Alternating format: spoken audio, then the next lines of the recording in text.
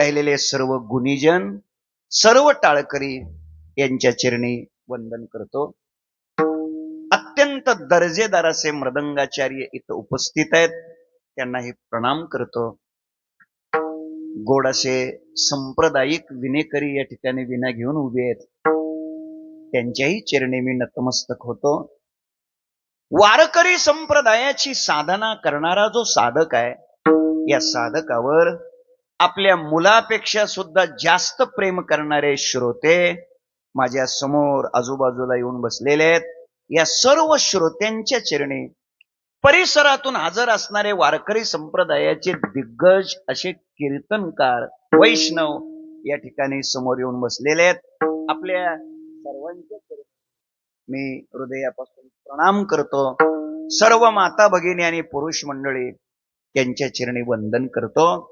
अत्यंत दर्जेदार अशी लाऊडस्पीकरची व्यवस्था इथं उपलब्ध आहे.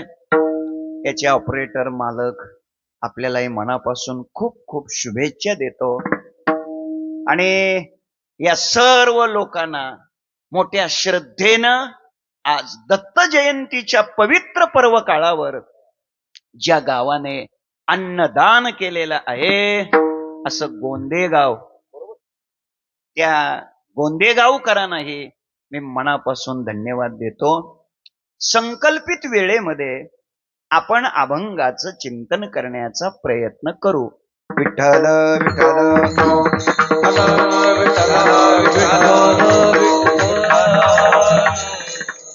सर्वांच्या चरणी विनंती करतो. कीर्तनामध्ये विठ्ठल विठ्ठल म्हणण्याचा योग जेव्हा जेव्हा येतो तेव्हा सर्वांनी विठ्ठल विठ्ठल म्हणा. टाळी वाजवण्याचा योग येतो तेव्हा सर्वांनी टाळी वाजवा. तुम्ही आनंदानं समाधानानं विठ्ठल विठ्ठल म्हणा, इमानदारीनं टाळी वाजवा. तुम्ही जितकी इमानदारी कराल, जेवढ्या मोठ्याने टाळी वाजवाल, मी सुद्धा इमानदारीनं मग बरोबर 11ला सोडतो. तुम्ही जर बेईमानी केली, मोठ्याने टाळी नाही वाजवली, विठ्ठल विठ्ठल मोठ्याने नाही म्हणालात, तर मग माझ्याकडून सुद्धा वेळ वाढण्याची शक्यता दाट आहे. आणि म्हणून हे वेळेला थांबलं पाहिजे अशी जर अपेक्षा असेल तर आपण इमानदारीने सगळेजण भजन करा. विठ्ठल विठ्ठल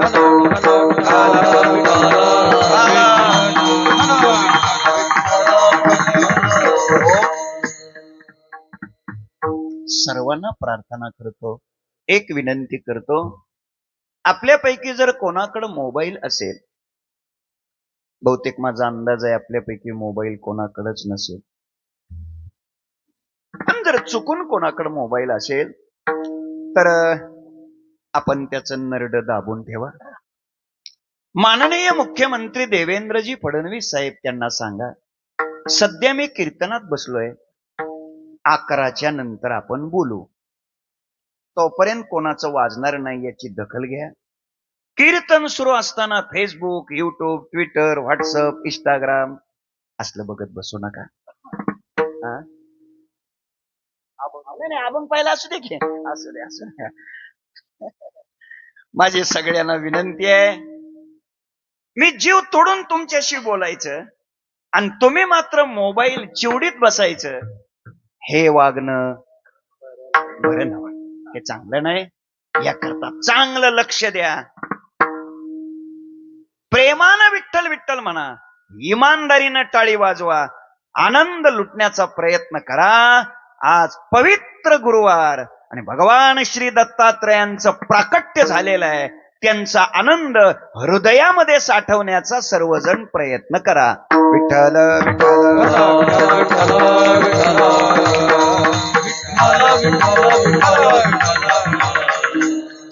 शेवेकरिता घेतलेला अभंग तुकोबारायांचा आहे. महाराज या अभंगातून भगवंताकडे, भगवंताच्या व्यापक दर्शनाच्या भावाची मागणी करतात. लक्ष द्या, भक्तीच्या क्षेत्रात मनुष्याच्या जीवनात भाव अत्यंत महत्वाचा आहे. परमार्थाच्या क्षेत्रात आपलं जीवन अति उच्च अवस्थेपर्यंत जावं ही जर लालसा असेल तर आपल्या अंतःकरण वृत्तीमध्ये भावशक्तीचं प्राकट्य झालंच पाहिजे. लक्ष द्या, परमार्थाच्या क्षेत्रात तुमच्याकडे विद्वत्ता किती आहे, गुणवत्ता किती आहे, पाठांतर किती आहे, अभ्यास किती आहे, यापेक्षा तुमच्या अंतःकरणातला भाव किती शुद्ध आहे हेच परमार्थात अत्यंत महत्वाचं आहे. मी प्रमाण सांगतो. देवा कारणे भाव तस्मात द्यावे न लगे फारशे वित्त, झाले एक चित्त तरी बहुत, एवढ्यासाठी नका करू वाताहतगा. वर्म ते एक आहे दृढ धरावा भाव, जाणीव नागव न लागो नेदी तो ठाव. म्हणून संग टाकी शेवी अद्वैत भाव, तुका म्हणे मागे संती हाची केला उपाव. काही न लगे एक भावची कारण, तुका म्हणे आन विठोबाची. भाव बळे आकळे एरवी नाकळे, करतळी आवळे तैसा हरी. भावे विन भक्ती, भक्ती विन मुक्ती, बळे विन शक्ती. बोलू नये तुका म्हणे भाव, जवळी धरुनी आणि देव. शुद्ध ज्याचा भाव झाला दुरी नाही देव त्याला. भावाचा भुकेला भक्तीचा केला, भावाचा भुकेला भक्तीचा केला, भावाचा भुकेला भक्तीचा केला. टाळी वाजवा. भावाचा भुकेला भक्तीचा केला. वाटे दही काला मुपमे, वाटे दही काला मुपमे. साधू संत याचे नित्य दासेविती, साधू संत याचे नित्य दासेविती. दही काला मुपमे, वाटे दही काला मुपमे. साधू संत याचे नित्य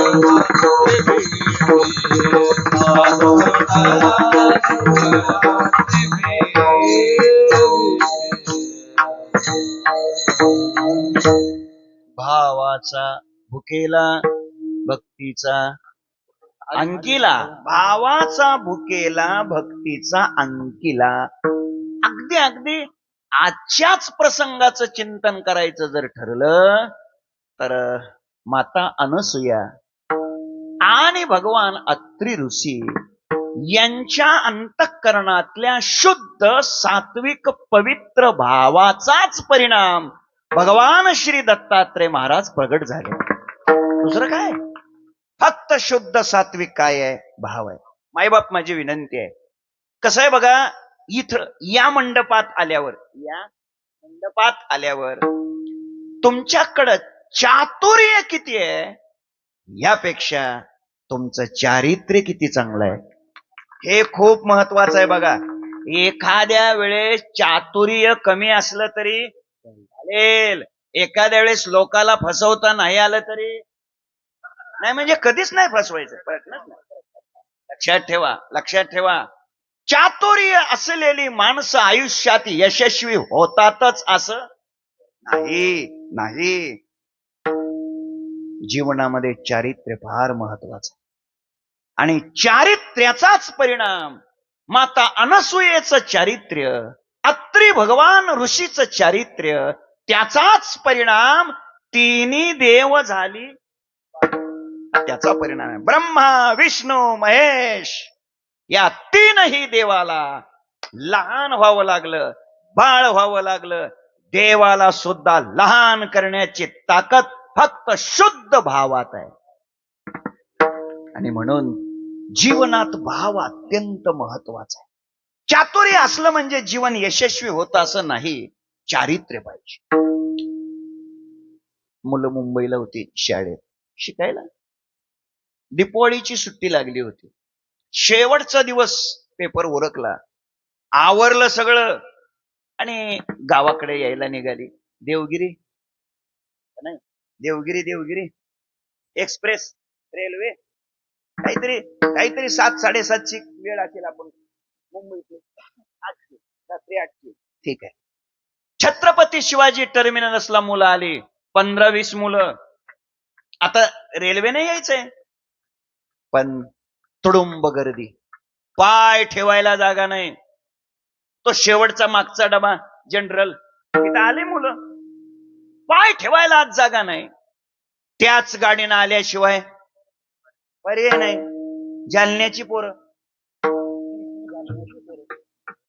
काय कर. बरं, गाडी सोडून द्यावी तर दुसरी गाडी नाही, त्याच गाडीनं आल्याशिवाय मार्ग नाही, आणि गाडीत पाय ठेवायला तर जागा नाही. पण त्याच्यात एक चतुर होत. चतुर म्हणजे वैकुंठवासी प्रातस्मरणीय गुरुनाम गुरु सद्गुरु दांडेकर मामा यांच्या भाषेत चतुर म्हणजे कंसात लबाड. ते म्हणायचे बहुतेक चतुर माणसं लबाड असतात. अजून ते पुढे असं म्हणायचे, म्हणतात बहुतेक ते लबाडी करण्यात चतुर असतात. ते म्हणायचे. मी नाही पाहिलेलं बाबा, तुम्ही पाहिलं तर. तो आला मुलगा, मग तो 10-15 जणांचा मुख्यच होता तो. म्हटलं याच गाडीनं आपल्याला जायचंय, पाय ठेवायला तर जागा नाही, पण आपण चतुराई वापरू म्हणे. फक्त तुम्ही काय करायचं, मी म्हणतो तसं म्हणायचं, बाकी काही बोलायचं नाही. 8ला गाडी सुटणार, 7:45ला मुलं तिथं आलेली, 15 मिनिटात गाडी निघते, पाय ठेवायला तर जागा नाही. मग यानं डोकं वापरलं, चातुर्य केलं, चातुर्य वापरलं. डब्याच्या जवळ आले 10-15 जण, तुडुंब भरलेला डबा, आणि याने ओरडायला सुरुवात केली, बापरे, डब्यात साप, डब्यात साप, डब्यात साप. आता डब्यात साप म्हणल्यानंतर डब्यात कोण थांबणार हो? लोक साप साप साप करत बाहेर पडली, साप साप बाहेर पडली. कळलं, डबा 3 मिनिटात मोकळा झाला. 15 जण आत शिरले, 4ही दरवाजे लावले. बरोबर आहे की, मागचे 4ही दरवाजे आतून लावून घेतले, सगळ्या खिडक्या लावून घेतल्या. वैतागलेली पोरं होती, दिवसभर कंटाळलेली होती, थकलेली होती. घ्या बरं झोपून म्हणले. आता जेवण झालेले आहेत, गायकाचा गोड आवाज आहे, मृदंग छान वाजतोय, घ्या बरं म्हणले. झोपले ना पोरं, झोपले. झालं साधारणतः 12-12:30च्या आसपास जाग आली. कुठवर गाडी आली, जरा बघा तरी म्हणले. मग एक जणांना थोडस असं ते खिडकी उघडली, असं बघितलं तर तिथं वर लिहिलेलं होतं, छत्रपती शिवाजी टर्मिनस, मुंबई. अरे म्हणलं 12-12:30 वाजले आणि गाडी अजून इथंच कशी काय? चुकलंय म्हणले. काय ते दुसरा म्हणला, तू झोपीत आहेस, तुला कळत नाही, तू लक्ष देऊन बघत नाहीस, मी बघतो. त्यालाही तेच दिसलं. शेवटी जो चतुर होता ना, त्यांचा मास्टर, म्हणला तुम्हाला नाही डोकं, मी पाहतो म्हणला. त्यानं पाहिलं तेच. आणि मग तिथला जो कुली होता ना त्या स्टेशनवर, त्यांचा अंदाज होता कमीत कमी गाडी मनमाड पर्यंत तरी आली पाहिजे. त्याला विचारलं, का रे म्हटलं, स्टेशन कोणतं आहे? म्हटलं छत्रपती शिवाजी टर्मिनस. असं कसं काय म्हणले? अरे आम्ही 7:45ला गाडीत बसलोय, 8ला गाडी हलणार आहे, आणि आता 12 वाजले. आता ही गाडी कमीत कमी मनमाडला तर यायला पाहिजे. तू कसं काय म्हणतो म्हणणे हे छत्रपती शिवाजी टर्मिनस मुंबईच कसं काय? त्या कुलीने सांगितलं, गाडी गेली ना, मग गाडी पोचली असेल मनमाडपर्यंत. म्हणलं मग हा डबा इथंच कसं काय? त्याचं काय झालं म्हणे, या डब्यामध्ये साप घुसला होता म्हणे, आणि म्हणून या डब्याचं कनेक्शन सोडून ठेवलंय, गाडी केव्हाच घेऊन निघून गेली म्हणजे. दृष्टांत संपला. आणि तो फार काही महत्वाचा आहे अशातला भाग नाही. माझ्या अंदाजानं घरी जाताना एवढंच देणार तुमच्या राहता का काय कोणाचं. मुद्दा इतकाच लक्षात ठेवा, चातुर्य असलेली माणसं आयुष्यात यशस्वी होतीलच असं नाही दादा, पण चारित्र्य असलेली माणसं यशस्वी झाल्याशिवाय राहत नाही. म्हणून काय आहे, आज ज्या भगवान श्री दत्तात्रय महाराजांचं प्राकट्य आहे, त्या थोडा कथेचा जर विचार केला आपण नेहमी ऐकलेले आहे, त्या कथेचा जर विचार केला तर सगळं माहिती आहे. नारद गेले, सांगितलं, मग त्या अनसुयेची तपश्चर्या वगैरे, मग ती सावित्री, लक्ष्मी आणि ते पार्वती, त्यांना सांगितलं आणि तुमच्यापेक्षा पुढं तुमचं काय, आणि मग त्याने चातुर्य वापरलं वगैरे वगैरे सगळं माहित आहे. आणि ह्या तिघा जणाला बी पाठवलं आणि भिक्षा मागान वगैरे वगैरे, त्यांनी डोकं वापरलं, फेल गेले. अनसुयेच्या चारित्र्यापुढं या तिन्ही देवतेचं आणि तिन्ही देवाचं चातुर्य कमी पडलं, विजय चारित्र्याचा झाला. माझ्या बोलण्याचा आशय मायबाप इतकाच आहे, भक्तीच्या क्षेत्रात, परमार्थाच्या क्षेत्रात शुद्ध चारित्र्य, शुद्ध भाव अत्यंत महत्वाचा आहे, फार आवश्यक आहे. मी अधिक विस्तार आता याचा करत नाही, वेळेची मर्यादा अडचणीची आहे. परमार्थाच्या इतिहासात ज्यांना ज्यांना देव भेटला, ही जर उदाहरणं तुम्ही शोधली तर लक्षात हेच येईल, ज्यांचा शुद्ध भाव, त्यांनाच भगवंतानं काय दिली, भेट दिली. भगवान रामप्रभू त्या शबरीला मातंग ऋषीने सांगितलं, तुला रामप्रभू भेट देतील, आणि शबरी रामप्रभूची वाट पाहते. ऐका, रामप्रभू शोधत शोधत शोधत शोधत शबरीच्या आश्रमाकडे जाण्याचा प्रयत्न करतात. रस्त्यामध्ये रामप्रभूने खूप मोठ्या मोठ्या लोकांना विचारलं, सांगा शबरीचा आश्रम कुठं आहे, सांगा शबरीचा आश्रम कुठं आहे. कोणाकोणाला विचारलं, श्री श्री श्री 1008 महंत, मंडलेश्वर, महामंडलेश्वर, मोठे मोठे लोक, त्यांना विचारलं शबरीचा आश्रम कुठं आहे मला सांगा. ते लोक म्हणायचे, काय शबरी शबरी करता हो, आमची पंचदशी तयार आहे, वृत्ती प्रभाकर झालेला आहे, अद्वैत सिद्धी सुटलेली आहे, चित्सुकीचा अभ्यास चालू आहे, काय शबरी शबरी करता, त्या शबरीचा हरिपाठ सुद्धा पाठ नाही.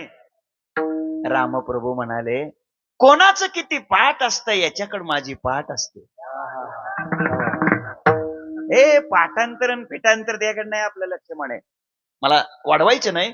शोधत शोधत रामप्रभू शबरीच्या आश्रमात पोहोचतात.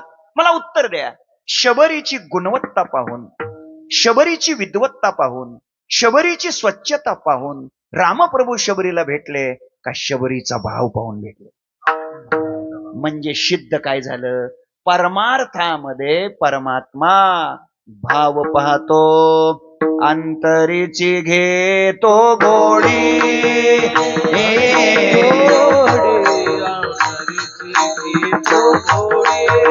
टाळी वाजवा.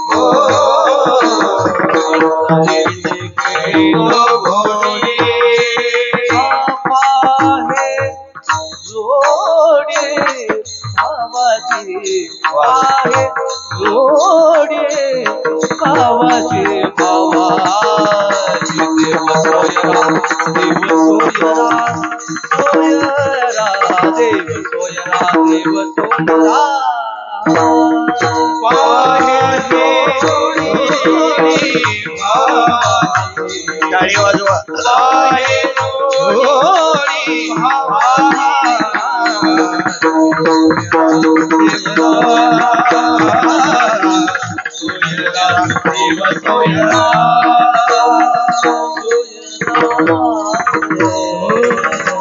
अंतरीची घेतो गोडी, पाहे जोडी भावाची. सिद्ध हे होतंय भक्तीमध्ये, परमार्थामध्ये शुद्ध, सात्विक, पवित्र, निर्मळ, निष्पाप, निरागस भाव अत्यंत महत्वाचा आहे. असे परमार्थात अनेक भाव आहेत, त्यापैकी एक सर्वोत्कृष्ट, सर्वोच्च भाव आपल्या जीवनामध्ये प्राप्त झाला पाहिजे, तो कोणता भाव आपल्या जीवनामध्ये प्राप्त झाला पाहिजे याच उत्तर महाराज सेवेकरिता घेतलेल्या अभंगाच्या पहिल्या चरणात देतात. जिकडे पाहे तिकडे देवा, जिकडे पाहे तिकडे देवा, जिकडे पाहे तिकडे देवा, देव जिकडे पाहे तिकडे देवा, जिकडे पाहे तिकडे देवा, आहे तिकडे देवा, जिकडे पाहे तिकडे देवा, देव जिकडे पाहे तिकडे देवा, ऐसा भाव रे कान्हे, ऐसा भाव रे कान्हे, पाय गेलो एकादेची, पाय गेलो एकादेची,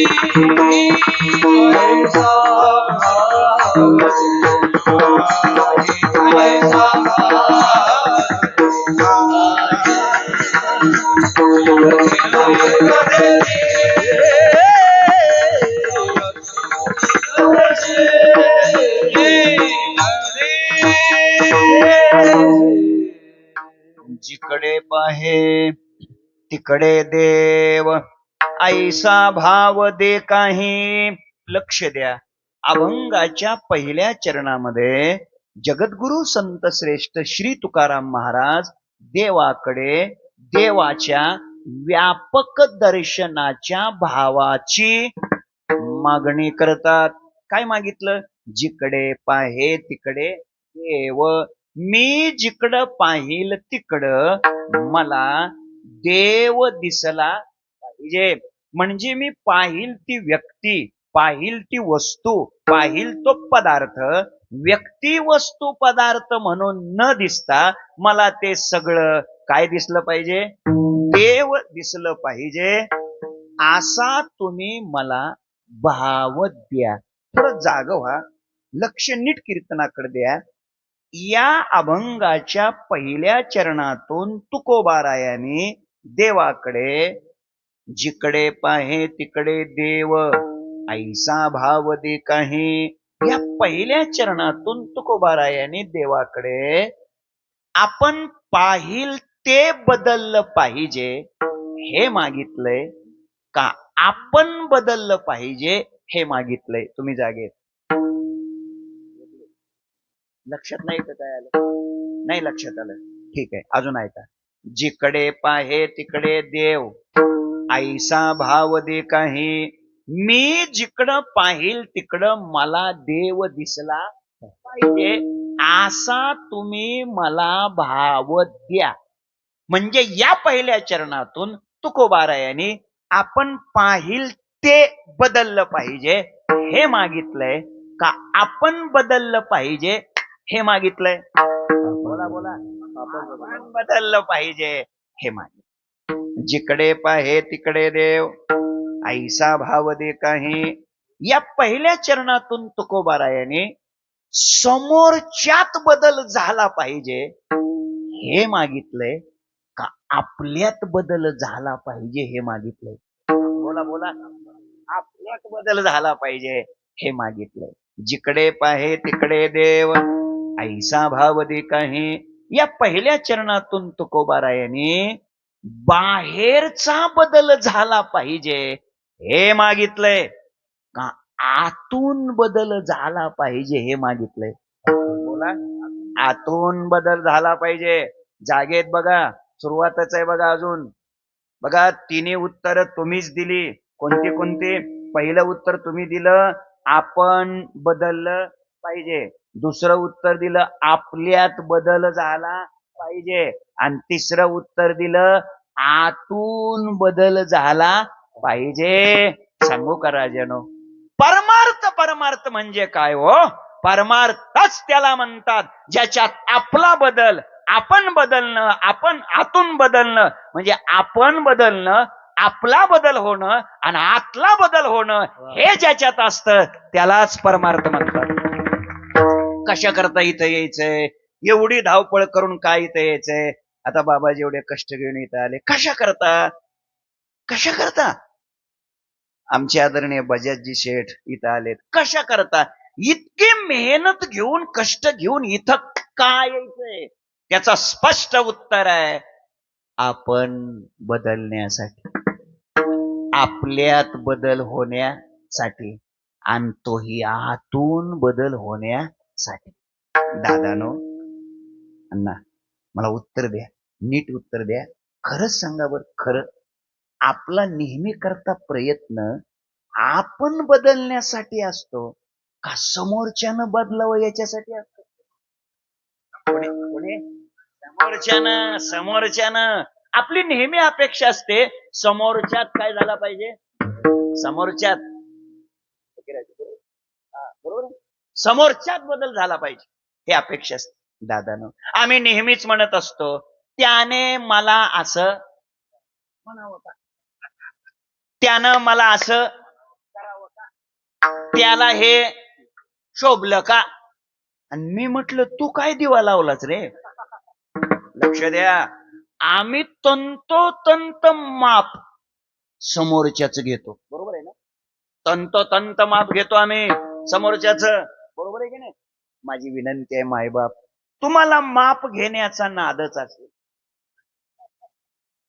तुम्हाला माप घेण्याची हौसच असेल राजानो तर कधीतरी आयुष्यात स्वतःच माप घ्यायला शिकावं स्वतःच माप घ्या कधीतरी अरे 35 वर्ष झालं गळ्यात तुळशीची माळ घालून अजून सुद्धा तंबाखू खाऊन पिचकारे हाणायचा उद्योग सुरूच आहे कधी नसतं का स्वतःचं माप घ्यायचं कधी नाही विचार करायचा स्वतःचा किती वर्ष झालं आपण या धंद्यात आपण आहोत मी जरा स्पष्ट बोललोय धंदा म्हणलोय अरे पण मग बदल करायचाच नाही का काय काही परिवर्तन नकोच का काय काहीतरी बदल झाला पाहिजे का नाही मायबाप माझी विनंती आहे बदलासाठी इथं यायचंय आणि ते दुसऱ्यात नव्हे आपल्यात मला असं वाटतंय रोजच्या कीर्तनातून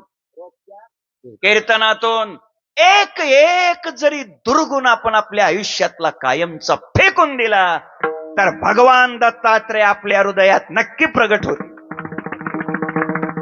बघा गजानन बाबा हे भगवान दत्तात्रयांचा जो अवतार आहे ना तो नित्य अवतार आहे नित्य अवतार आहे बाकीच्या देवांच्या अवतार समाप्तीची कथा आहे अवतार समाप्तीच्या कथा आहेत देवाच्या इतर देव रामप्रभूच्या अवतार समाप्तीच्या आपण रामायणात ऐकतोय भगवान कृष्णाचा आपल्याला माहित आहे बाण मारला चला पण भगवान दत्तात्रयांच्या अवताराची समाप्ती आणि पुढे सांगतो अजून भगवान दत्तात्रय हे दैवत असं आहे तुम्ही जिथे त्याची आठवण कराल जिथे त्याची इच्छा कराल त्या क्षणाला तिथे प्रगट होऊ शकत असं हे दैवत आहे मी का बोललो हे माझ्या बोलण्याचा आशय इतकाच आहे परिवर्तन आपल्यात झालं पाहिजे आम्ही नेहमी करता सगळं माप पुढच्यालाच लावतो आढावा पुढच्याचाच घेतो कधीतरी जीवनात आपण आपला आढावा घ्यायला शिकलं पाहिजे राजाने काय बदल झालाय आपल्या काय परिवर्तन झालंय आपल्यात गळ्यामध्ये तुळशीची माळ आहे लोक आपला वारकरी म्हणतात लोक आपल्याला हबप म्हणतात पोटच्या लेकराला खाऊ घालत नाही ते खाऊ घालतो तो काय सांगू प्रश्नच नाही खरंच हो किती प्रेम करतात का नाही लोक मी नेहमीच म्हणतो कधीतरी आपण एकांतात जावं आतून कडी लावून घ्यावी अंगावर चादर ओढून घ्यावी आणि आपल्याच मनाला आपण कधीतरी विचारावं हे लोकांचं तुझ्यावर किती प्रेम आहे किती लोक तुला जीव घालतात हे खरंच सांगड तुझी तशी लायकी आहे का हे लोकात नाही बरं काही करायचं एकांतात आपल्याला विचारायचं आपल्या मनाला काय उत्तर देईल आपलं मन हेच उत्तर देईल तुझी तशी अजिबात लायकी नाही पण आपलं मन पुन्हा सांगेल चाललाय ना उद्योग मी का बोला लागलो हे या बोलण्याच्या पाठीमागचा आशय इतकाच आहे परिवर्तन आपल्यात झालं पाहिजे लक्ष द्या जिकडे पाहे तिकडे देव आईसा भाव दे काही याचा अर्थ वस्तू बदलायची नाही, व्यक्ती बदलायची नाही, पदार्थ बदलायचा नाही. बदल आपल्यात झाला पाहिजे. आणि मग ऐका, सगळं जग बदलावं वाटत असेल, संपूर्ण जग देव दिसावं असं वाटत असेल, तर त्याला पर्याय एकच आहे. कोणता? अगोदर आपण देव बनणे. आपण देव झालात, होईल अंगे देव, झाला जो आपण, तयासी हे जन अवघे देव, तयासी हे जन अवघे देव. झाला जो आपण, जन अवघे देव. टाळी वाजवा. अवघे देव.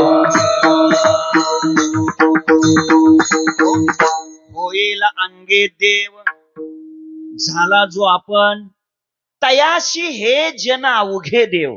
अभंग कसा आहे? जिकडे पाहे तिकडे देव, पाहिल तिकडं काय दिसावं? देव दिसावं. म्हणजे सगळं जग काय दिसलं पाहिजे?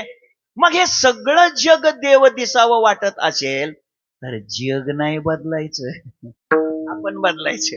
आपण देव झालो की जग देव दिसायला वेळ लागणार नाही. म्हणून तुकोबारायचं अजून एक चरण सांगतो, जगावघे देव मुख्य उपदेशाची ठेव, आधी आपण या नाती तरी उतरी एकशी. लक्ष द्या, तुम्ही दुसऱ्यात बदल करू शकत. काय बदल? काय बदल करणार तुम्ही व दुसऱ्यात बदल करून करून? ऐका, विज्ञानाच्या द्वारे ज्याच्यात तात्पुरता बदल होतो, तात्पुरता बदल जे करतं त्याला विज्ञान म्हणा. जगामध्ये तात्पुरता बदल करतं त्याला विज्ञान म्हणा. आणि हृदयामध्ये कायमचं परिवर्तन करतं त्याला अध्यात्म म्हणा.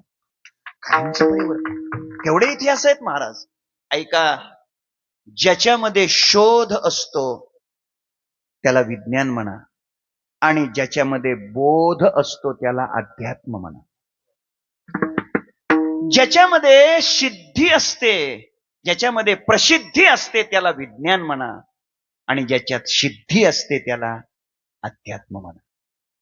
ज्याच्यामध्ये उपकरणावर भर दिला जातो त्याला विज्ञान म्हणा, आणि ज्याच्यात अंतःकरणावर भर दिला जातो त्याला अध्यात्म म्हणा. ऐका, ज्याच्यात प्रयोगाकडे लक्ष दिलं जातं त्याला विज्ञान म्हणा, आणि ज्याच्यात साधनेकडे लक्ष दिलं जातं त्याला. सांगतो, ज्याच्यामध्ये समस्या वाढतात त्याला पटत नाही का? ज्याच्यामुळे समस्या वाढल्या त्याला विज्ञान म्हणा, आणि ज्यामुळे समस्या संपल्या त्याला अध्यात्म म्हणा.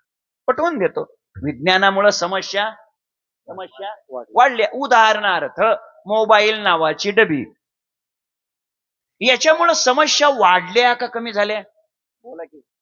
बोला ना, काय झाल्या? वाढल्या. 25 वर्षापूर्वी मोबाईल नव्हता. 25 वर्षापूर्वी मोबाईल नव्हता, आणि त्यावेळेस सगळं जग थांबलं होतं.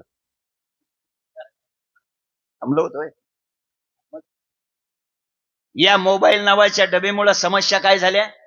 वाढल्या. खरं खोटं? अहो, खरं का खोटं? खरं आहे ना? जाताना सगळेजण इथं ठेवून जा. ऐका, ज्याच्यामुळे समस्या वाढल्या त्याला विज्ञान म्हणा, ज्यामुळे समस्या संपतात त्याला अध्यात्म म्हणा. शेवटच एक बदल सांगतो, ज्याच्यात तपशिलावर भर दिला जातो त्याला विज्ञान म्हणा, आणि ज्याच्यात तप आणि शिलावर भर दिला जातो त्याला अध्यात्म म्हणा. महत्वाचं आहे हो. मी कशा करता हे बोलायला लागलोय? याच्या मागचा भाव असा आहे, विज्ञान जगात तात्पुरता बदल करू, आणि हृदयात कायमचं परिवर्तन अध्यात्म करू शकत. म्हणून जिकडे पाहे तिकडे देव, ऐसा भाव दे काही. याचा अर्थ पाहिल ती वस्तू, व्यक्ती, पदार्थ बदलू नका. त्या बदलण्याच्या भानगडीत पडू नका. त्याचं कारण आहे, तुम्ही जग बदलू शकत नाही काय काय बदलणार तुम्ही हो, काय बदलणार? नाही बदलू शकत. बदलायचंच असेल तर तुम्ही बदला. जग नाही बदलू शकत तुम्ही, नाही सगळे बदलू शकत. काय झालं एक वेळेस बिरबल आणि बादशाह दोघं फिरायला निघाले होते. आणि झालं काय, काय बादशहाला लहर आली कोणास ठाऊक.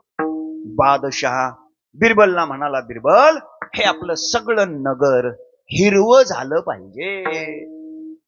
तर काय बादशाची इच्छा. बिरबलनं सांगितलं ठीक आहे सरकार. सगळ्या गावाला हिरवा रंग देऊन काढला. निघाले फिरायला. समोरून म्हशी येत होत्या. म्हशी, ए दादा म्हशी कळतात का तुला? तुला रे म्हशी म्हशी म्हशी तांबडे असतात का पिवळे असतात म्हशी?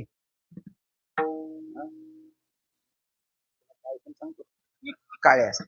समोरून म्हशी येत होत्या. बादशहानं बिरबलला सांगितलं, बिरबल इनको भी हरा करो. दिला म्हशीला एक कलर दिला. समोरून माणसं येत होती. माणसं माणसं माणसं तांबडी असतात का गुलाबी असतात? माणसं बोला ना राव. माणसं माणसं काय कमाल आहे हो. माणसं कशी असतात? अहो काळी गोरी म्हणा की काय सोपं आहे की. समोरून माणसं येत होती. बादशाहनं बिरबलला सांगितलं, बिरबल इनको भी हरा करो. दिला माणसाला एक कलर दिला. काय असतं कीर्तनात वेळ लागत नाही कलर द्यायला. मग काय पाहिले निघाले फिरायला. आणि मग जिकडे पाहे तिकडे हिरवेच हिरवे, सगळं हिरवच. पाहता पाहता कसं काय बादशहाचं लक्ष आकाशाकडे गेलं कोणास ठाऊक. आणि बादशहानं बिरबलला सांगितलं, बिरबल इनको भी हरा करो. आणि मग बिरबलला घाम फुटला. अशा थंडीच्या दिवसात घाम फुटला. हे आतापर्यंत जमलं, कलरची कंपनी बोलवायची आणि कलर देऊन काढायचा. आता आकाशाला कसं काय कलर द्यायचा? अवघडच असतं. लक्षात ठेवा, मोठ्या माणसाला कधी लहरी येईल आणि कोणती लहर येईल सांगता येत नाही. 8 नोव्हेंबर रात्री 8 वाजता 2016. नाही कळलं का? नोटबंदी.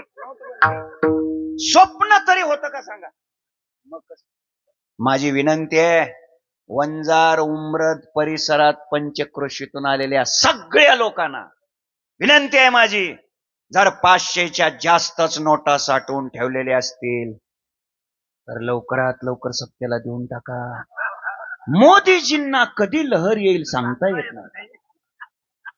आणि काही लोक म्हणतील आम्ही दिल्यात सप्त्याला, तर मी थांबतो, वारकरी शिक्षण संस्थेला द्या. ऐका ऐका, मोठ्या माणसाला कधी लहर येईल सांगता येत नाही. महाराज अशीच एकदा लहर आली बादशाहला. आणि बादशाह बिरबलला म्हणाला, बिरबल हमारा रामायण बनाव. काय रामायण? आता रामायण कुणाचं म्हणा की? रामाचं. बादशाहचं कुठं रामायण असतं का? पण सत्ते पुढं शहाणपण चालत नाही. नाही म्हणायची सोय नाही. रामायण कोणाचं? बादशाहचं कुठं रामायण असतं का मला सांगा? आता मागे काही वर्षापूर्वी, साधारणतः 15 वर्षापूर्वीची गोष्ट असेल, काही वर्षापूर्वी काही लोकांनी स्वतःच रामायण लिहायला सुरू केलं होतं. आता त्यांचं पुढं महाभारत झाला हा भाग सोडून द्या. तर एक सांगतो मी, वाक्य देतो, नक्कल करून कधी अक्कल येत नसते हे ध्यानात ठेवा. अरे रामायण रामाचंच असतं, रामायण दुसऱ्याच असतं का कोणाचं? असू शकत नाही. पण आता बादशाला नाही म्हणायची हिंमत नाही. बिरबलनं सांगितलं ठीक आहे सरकार, पण सरकार त्याकरता खर्च जास्त येईल. म्हणजे किती? 3 कोटी रुपये मंजूर.